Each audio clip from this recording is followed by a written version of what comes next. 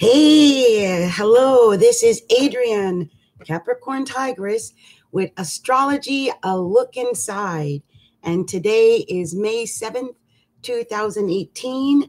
And I am coming to you in my natural self. I have been going natural now for over a year.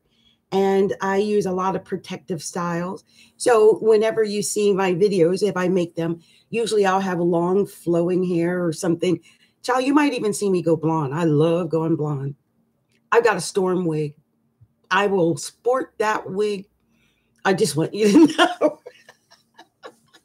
You might see me look any old way, but with all the recent stuff with the Neptune on my midheaven, I made that video about that. I wanted to come and show myself filterless in my gloriousness, just as me. And here we go. This is me. I'm still trying to be my glam self, but my natural glam self, that's just who I am. Okay. So let's talk about today. Today is amazing. I don't know how many of you out there are Taurus or Scorpios or Virgos or Capricorns, but if you are, Lord, today is a glorious day. Today, the sun is at 17 degrees Taurus. 17. Whoa! That is exactly on my moon. That is exactly trying my ascendant. It is trying my sun and is part of the grand trine of my life in earth and water houses. I am a happy woman right now. Okay, so what does that Taurus sun mean, especially if it is in a trine or square in your chart? Taurus are, how can I explain it? Let me explain Taurus, because I got a Taurus moon. I have worked out over from December 1st until May 7th, no less than 150 days. I kid you not. And I'm talking, when I say workout, I'm talking sweat dripping from your body. Your knees hurt, your ankles hurt, your feet hurt. And, your hair snapped, it shrunk down. I've worked like a dog. I have been fighting, okay? Fighting, okay? And let me see where Saturn is. Saturn still, it's already touching my sun, but it's still not in, I guess it is technically in part of this. It would make a trine. We'd make a trine to the sun today because it would be 9 degrees away. And 9 degrees, when it comes to a sun or Saturn, if it's your ruling planet, it makes a trine. So there it goes.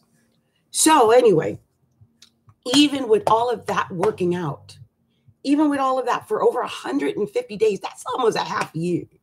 That's at least a fifth of a year. Anyway, I am fighting to wear the jeans that I used to wear every single day back in 2016. It is a different world. Like my thighs in these jeans right now are crying uncle. I mean, they just look like sweet potatoes. They're encased. And let me tell you why this is, because legs are the downfall in my chart. The area of starting with Sagittarius. So Sagittarius, Capricorn, Aquarius, and even Pisces. All of those signs affect your legs. Sagittarius will affect your hips and your upper legs. So, a lot of women have big thighs, big hips. That's a strong Sagittarius right there. That's common. A lot of runners and sports people have strong Sagittarius because they need those strong legs, those strong thighs. Next would be Capricorn, and Capricorn is what affected my legs the most because I am a Capricorn with my ascendant in Capricorn, and Capricorn rules the knees and all that area around the knees. And Lord, have I had trouble with my knees. Back in 2007, I dislocated both knees getting out the shower. Not kidding. True story. I had a huge bathroom. I slid across the bathroom. My legs split open. That was ugly. Yeah. Capricorn rules those knees. Protect your knees if you're a Capricorn. If you've got Saturn in the first house like I do, which would be your ruling planet if you're Capricorn, be careful with your knees and be careful in everything you do. And because Capricorn rules cautiousness, none of that quick, without thinking. You have to think almost every step, plot every single step of the way if you're a Capricorn. Next would be Aquarius. Aquarius rules the actual leg, like from the down below the knee, like the tibia, fibia area. Now, I'll tell you a story about Aquarius, which is crazy.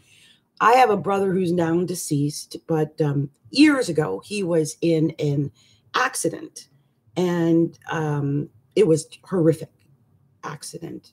He was in the back of a motorcycle, and they had a horrible crash on the highway, and he slid like 150 feet down the highway, and the state police never found the fibia and tibia to his leg.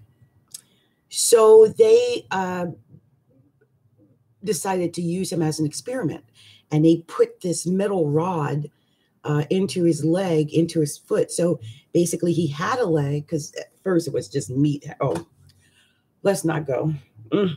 Anyway, so a long story short, after a while, he ended up having to lose a leg because of diabetes. But I wanted to share the story because Aquarius, for him, would have been near the top of his chart, and he was on the back of a motorcycle hanging out with friends, and he also had a Saturn up in the 10th house, which is the co-ruler of Aquarius. So I thought that was a little unique that had happened to him. But anyway, let's go on. So if your legs, protect your legs if you're Aquarius, especially now when the sun is in Taurus, because that would be a square. And so I've got Aquarius first house, so I am naturally being cautious of my legs today. Pisces rules the actual feet, like the ankles, the actual foot, toes.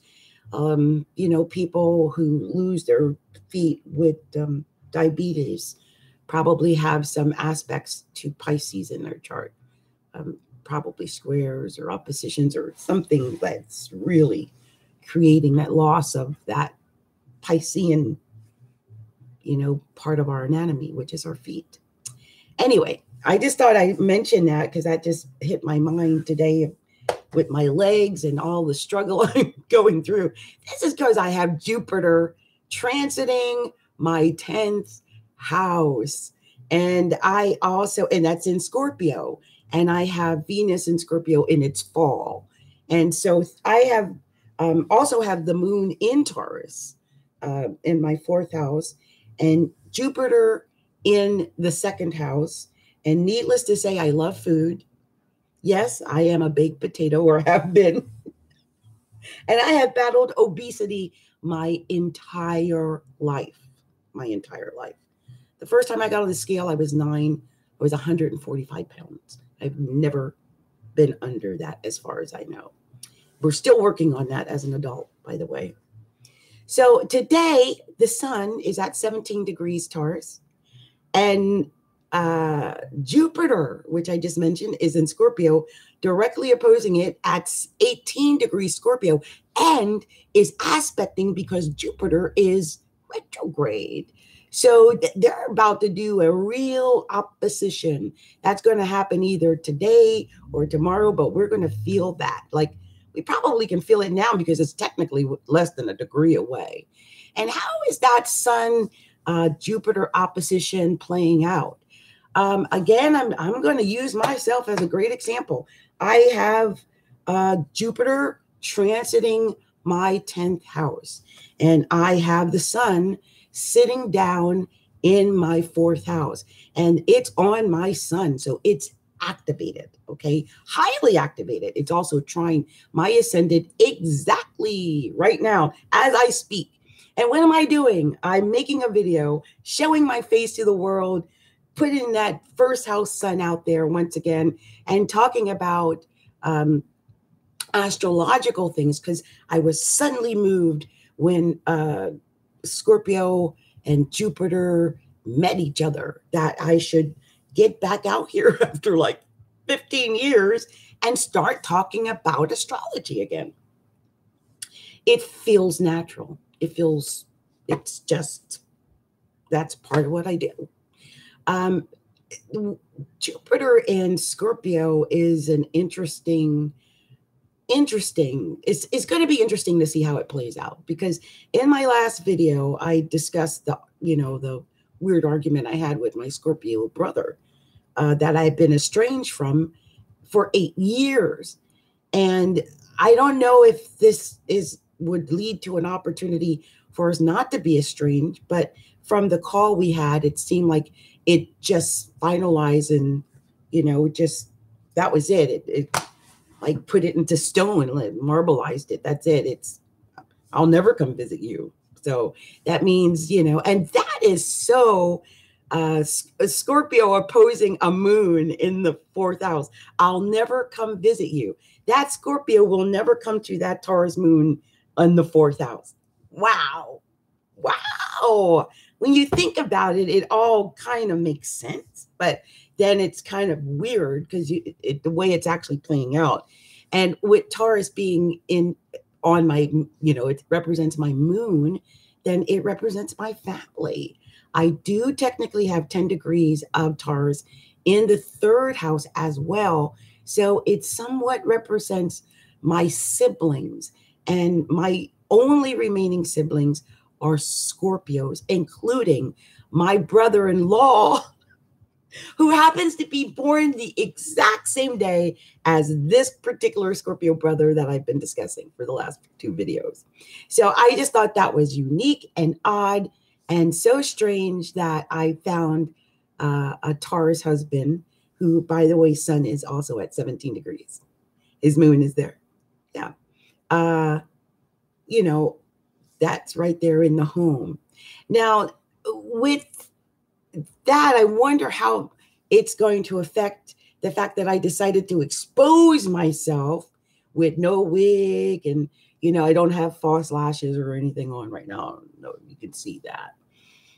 I mean, I haven't even done anything special. I just came out here, put on some jeans.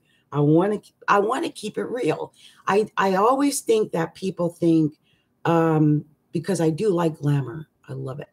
I love, makeup and wigs and fashion and jewelry and perfumes and all of that. Dreams. A dream of being a millionaire just so I can enjoy all those wonderful, beautiful things. But I think sometimes people think that I am not real.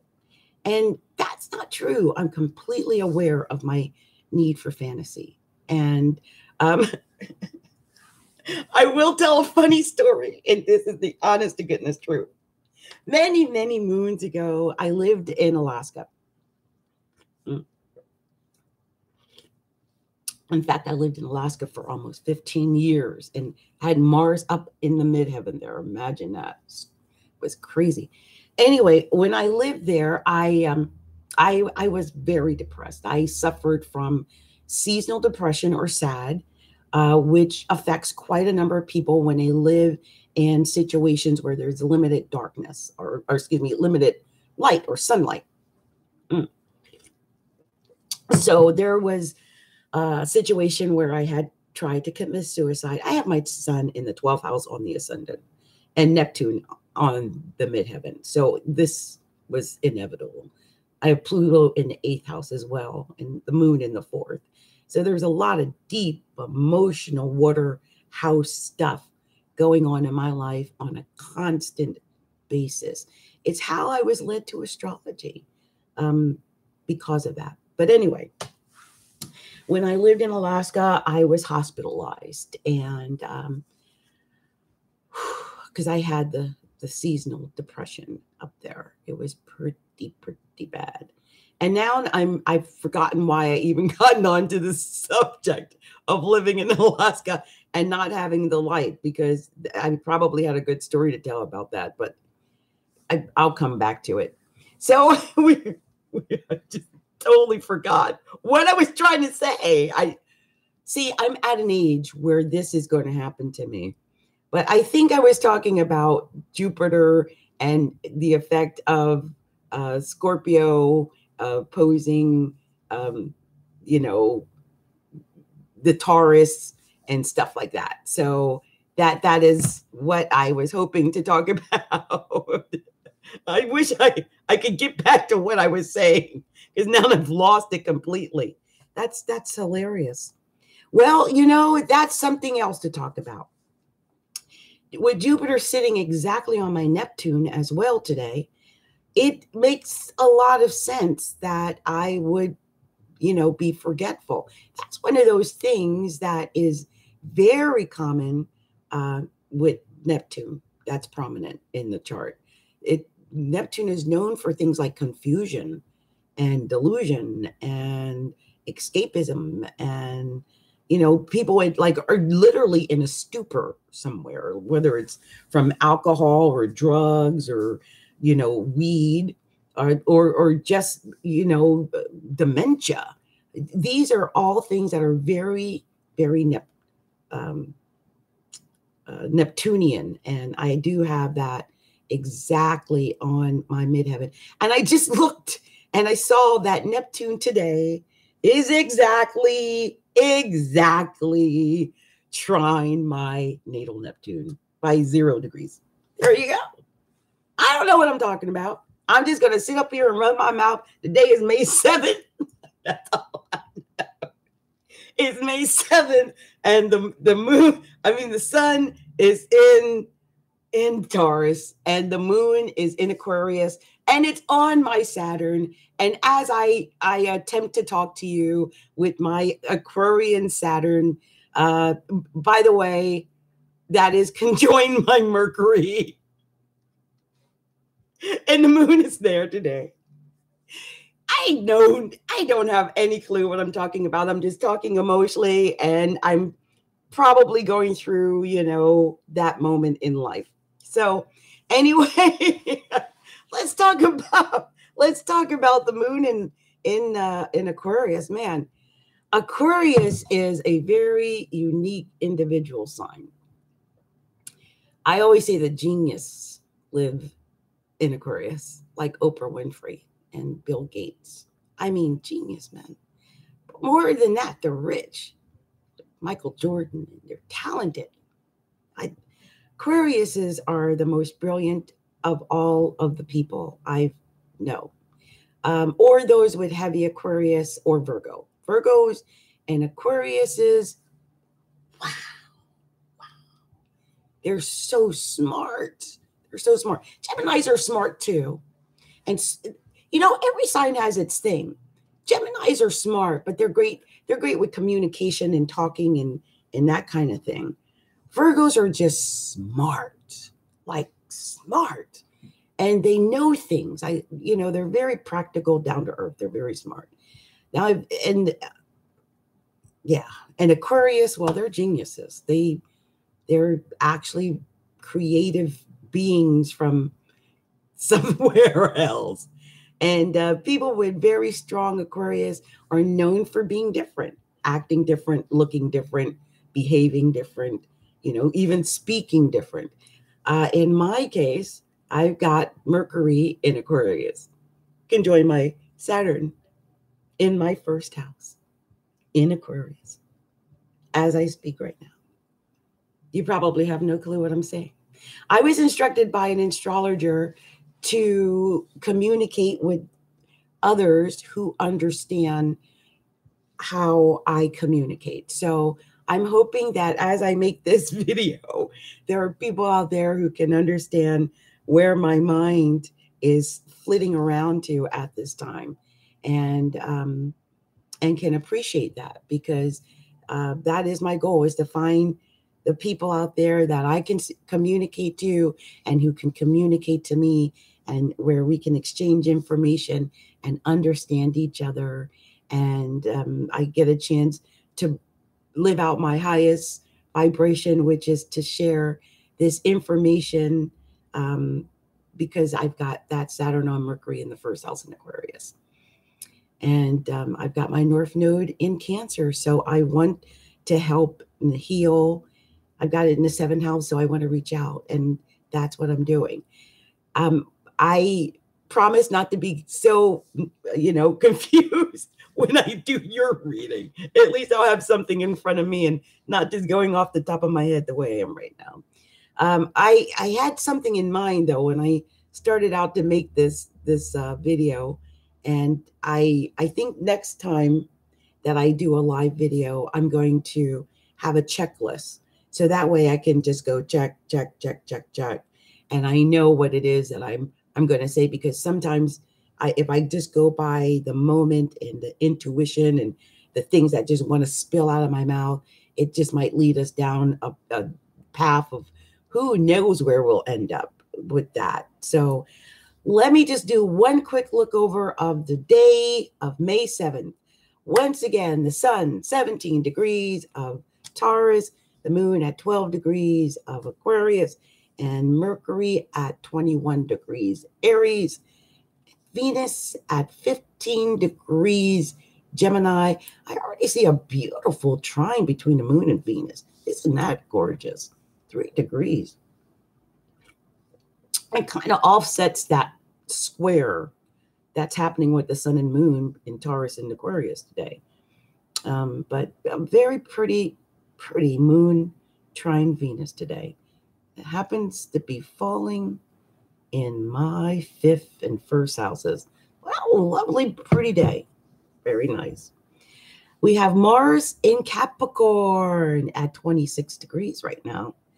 And that is actually a very good spot for me as well. Very, very good for action. Mars in Capricorn is very ambitious. So if you've got any any Capricorn in your chart, especially if it's somewhere prominent like your 10th house or your 1st house, you might see some real major ambitious activities going on right now with Mars in Capricorn, because Mars in Capricorn is hands down the most ambitious Mars there is. And so those who have that by birth, that's most likely activated if it's in the the 3rd decanty of Mars.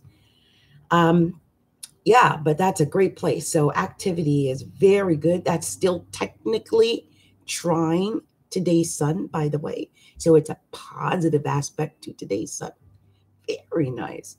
And as I mentioned earlier, we have Jupiter opposing Taurus today. Exactly. Now that's on my 4th and 10th house, that opposites. In my case, I think it's working from home, talking about astrology, but I don't know. Something else could happen today. Wherever it falls in your chart, you're going to find that ambiguous, that seesaw, you're juggling. You're juggling because, one's pulling you one direction and the other one's pulling in the other direction. So it'd be interesting to see how that plays out today. Saturn in Capricorn. I mentioned that earlier on my son. Lord, I feel it in my knees. Oh, anyway, Saturn in Capricorn. Saturn is known as the great teacher, and I feel like it's one of those reasons, another thing added to it, but one of those reasons I think I decided to come back and start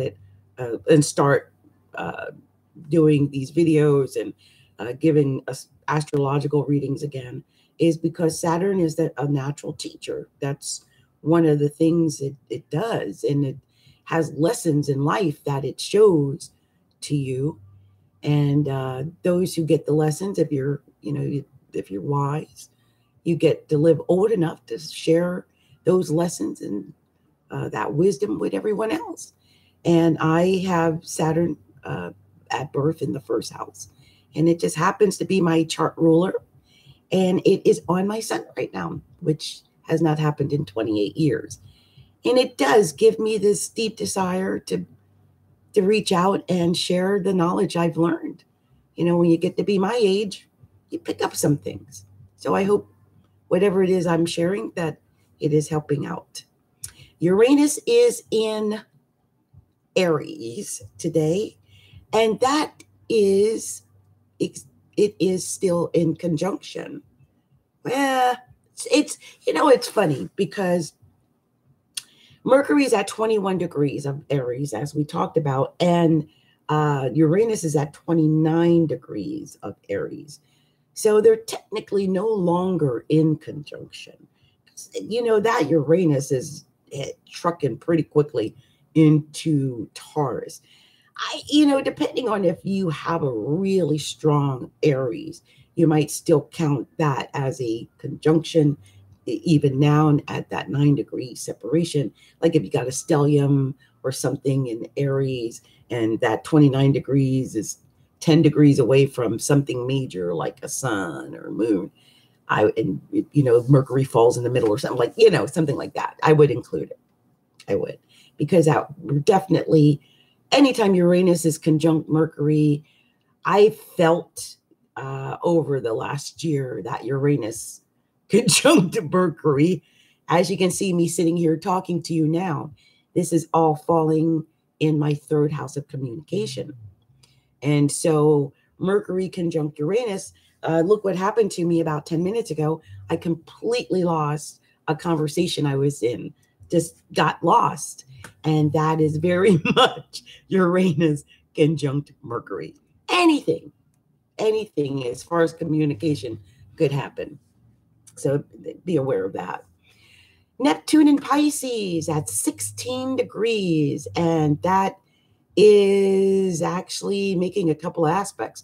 It is trine Jupiter in Scorpio by just a few degrees. And actually, since Jupiter is retrograding, they're technically aspecting right now. They're not separating, they're aspecting each other. So Jupiter is going back to make that final trine, or a good trine, with that Neptune at 16 degrees. And I love that because my Neptune is at 15 degrees of Scorpio. And this is all happening up in my 10th house and my money house. And I feel like it's going back and saying, okay, we didn't do it right the last time, but we are going back and we're going to make this trine with Jupiter, or Jupiter said, I'm going to make this trine with Neptune in your second house. And bam, girl, you're going to get paid. You're going to get paid because I'm making it so. And I believe that. That's what's happening when Jupiter retrogrades, because Jupiter is luck. And Jupiter already went through and threw its little sprinkle of golden dust over my 10th house. And I opened up Astrology, a look inside again, and went out there and started making videos and posting on my blog. But now it's coming back over with more gold dust. It's like, girl, you didn't do it all the way right yet. I'm going to go back over and we're going to hit that second house. And now you're going to get the financial rewards that are due to you from the work that you've done in your career. And it's in the 10th house of career. If you've got Jupiter hitting your second house, hitting your first house, hitting your 8th house, hitting your 10th house, you are going to probably experience in luck, financial luck, most likely, but luck. And it is time for you to take advantage of that. Especially if it's in the 10th or 8th or 1st, that's really, they're high and prominent. And that is luck. Second house is usually money and, new furniture or something like that. Anyway, we now are going down to Pluto. Pluto, 21 degrees. Pluto in Capricorn. Well, Pluto in Capricorn. I've talked about me and Pluto. We have a relationship. Pluto is trine my sun and trine my moon in a grand trine with my sun and moon and even my ascendant. And when Pluto touched my sun, I almost died. I've said that before, but it's sitting in my first house now. And it has been in my first house almost all of this year. And I have been, excuse my language, I don't know how to put it, I have been the bitchiest bitch I have ever been. I get upset over so many things. And I know that that Pluto in the first house represents anger and deep buried resentments are known for Pluto. Psychological things that are so hidden from you, even like, you know, when I went off on my brother the other day, I didn't even know I had all that in me. It just came out. That's very Plutonian. It's, you know, it's like a bomb. It's sitting there, maybe encased and hidden away, but if it's activated, it can destroy everything in its wake. And so it's very important that if you've got Pluto transiting prominent in your chart, whether that be the 10th house or the 7th house or the first house, oh my goodness, you have to figure out how you're going to control and contain that power. That is titanium, like plutonium in like on you. And I've had a hard time figuring out how to water myself down, you know, to a point where I'm acceptable for others, because I come off kind of strong and forceful. And it's hard not to come off forceful. There's two speeds for Scorpio, and there's two speeds for Pluto. That is not engaged or fully engaged and ready to explode. How to find that middle ground? That's what we need to work on when there's a prominent Pluto. Now, and it can, you know, signify some things. Pluto is also retrograde now.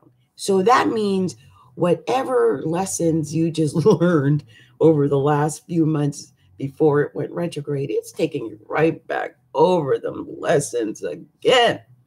And the crazy thing about Pluto is it's 28 years.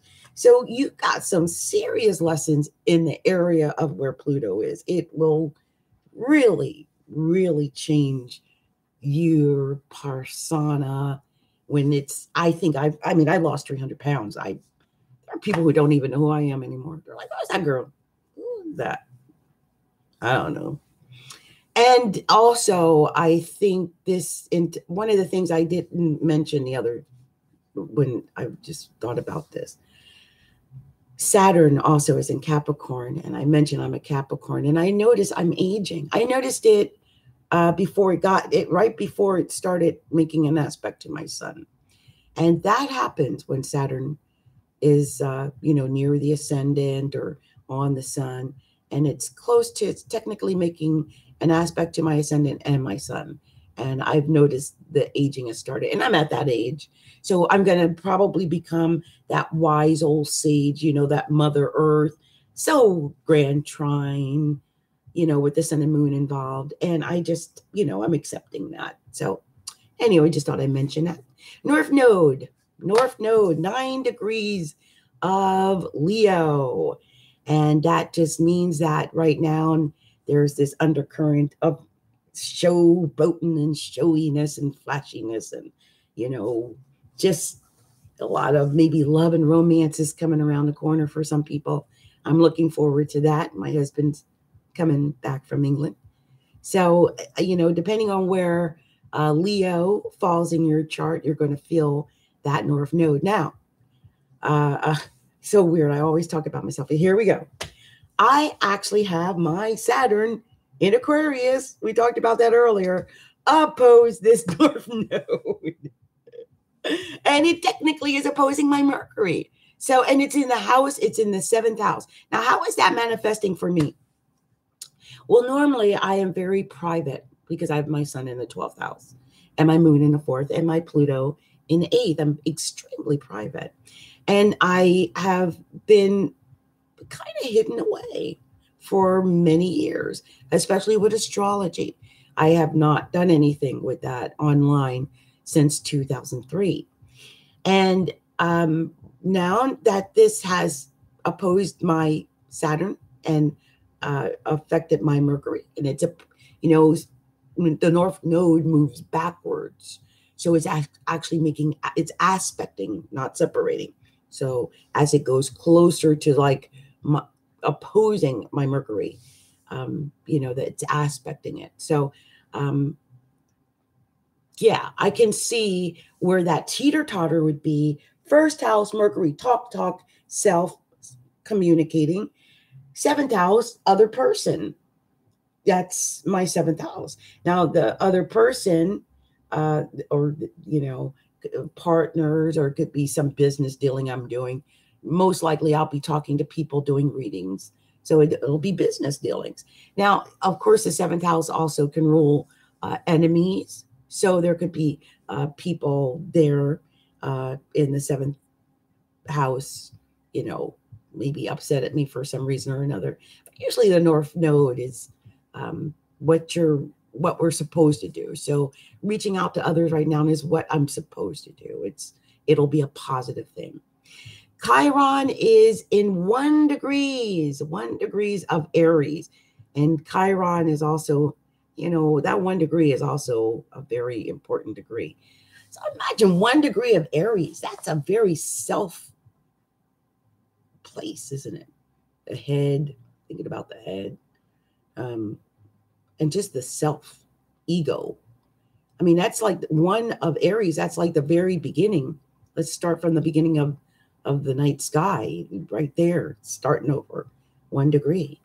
So that's, there's a childishness, something maybe even to do with a child, because Chiron, and it wouldn't be necessarily a good thing. Whenever I see Chiron, I always think it's something that's a little heavy or negative.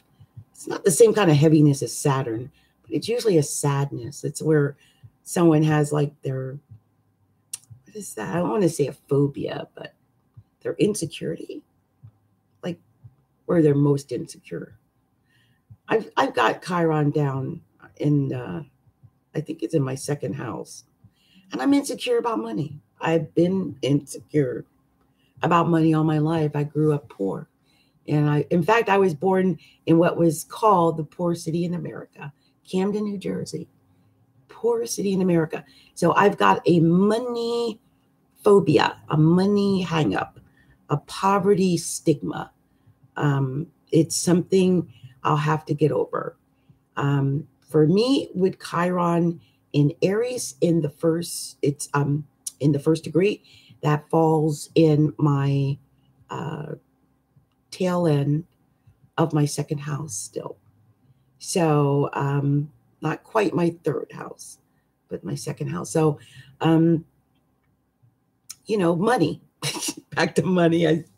So weird. I've thought about money right away. That is, even now, money. So I will stop rambling about today. I hope that some of what I talked about gave you some information. Me talking through this Neptunian haze. Wow. As I mentioned, 16 degrees Neptune is not only trine my Neptune exactly at 15 degrees, almost 16 degrees, but my sun at 14 degrees Capricorn is making a lovely little yod with these little oppositions and things going on. My sun is at 14 degrees and my ascendant is at 17 degrees. So these are all activated with the sun at 17 degrees Taurus. What a day. What a day. Let's see what type of creativity can happen this day. And don't forget that Taurus is a naturally stubborn and lazy and greedy sign. And so you may be feeling a lot of that today. And with the moon in Aquarius, you're probably very motivated and creative and thinking of some new creation you've got in the back of your mind, probably, especially with Mercury in Aquarius, in Aries. So whatever you're thinking about creating, go on out there and create it. This is the day to do it. Anyway, this is Adrienne with Astrology, a look inside, or Capricorntigress, as I like to be known. And I invite all of you to visit me at astrologyalookinside.com, or you can find us now on Facebook. We have a Facebook page at facebook.com/astrology, a look inside, or of our Facebook group, which is facebook.com/groups/astrology, a look inside. Everyone is invited, and I thank you so much for hanging around and listen to me ramble today. Have a great day, everyone. Happy May 7th, 2018.